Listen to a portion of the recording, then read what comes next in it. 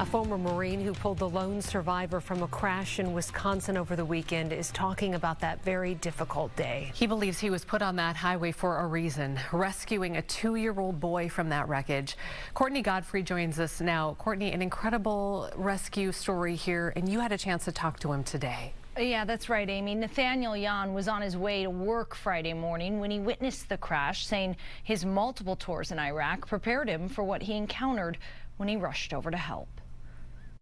I dug down through the debris, listening for the cries, and pulling back the debris, I noticed that there was a little baby. Turns out to be it was a little baby boy. Nathaniel Yan recalls the harrowing moment he pulled a little boy, not yet 2 years old, from the wreckage of one of the deadliest crashes in Wisconsin state history. He was crying, but his arms were moving and his legs were moving and kind of in the fetal position.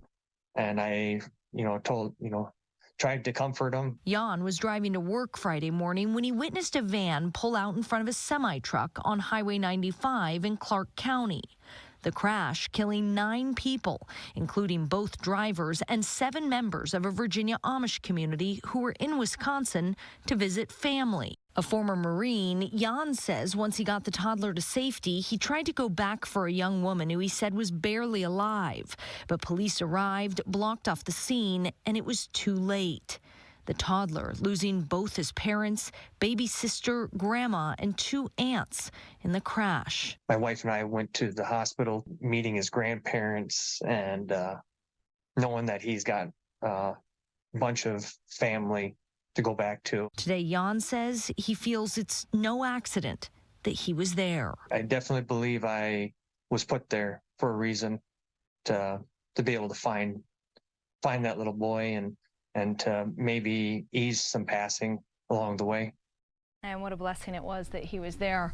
Wisconsin authorities today named all those victims, including the semi-driver, 51-year-old Daniel Litticoat of southern Wisconsin. He leaves behind 2 daughters and his wife of nearly 30 years. In the newsroom, Courtney Godfrey, Fox 9. All right, Courtney, thank you.